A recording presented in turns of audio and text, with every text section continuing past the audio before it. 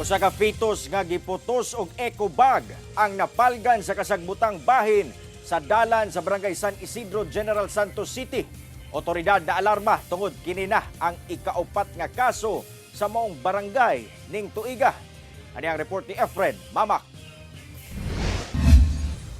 Napalgang patay ang usa ka gituoang 6-month-old nga fetus nga usa ka lalaki nga giputos sa color orange eco bag sa kasagbutang bahin sa Napal Road, Barangay San Isidro, General Santos City pasado alas 5 sa hapon adlawng Domingo. Una kini nakit-an sa construction worker nga si Michael Diagan sa maong lugar samtang nanguha kini og puso sa saging ug udlot sa gabi aron utanon.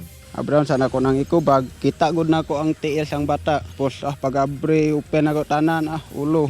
Tanan gid bata gid siya. Ang maong fetus gilayong gitagad sa otoridad. Ilang ginaimbestigahan kung kinsa ang nagbili niini. Matod sa barangay LGU, kini na matud pa ang ikaupat nga kaso sa pag-abandona og bata sa maong barangay sulod ning tuiga.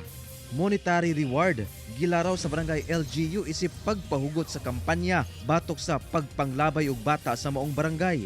Atong kwaon ng opinion nato sa sangguniang panglungsod aron no mapakusog o kaya matagaan og reward kung kinsay makatudlo sa nagalabay. Kauban si Gary Balantay ug Bong Vicencio, Efren Mamak, 1 Mindanao.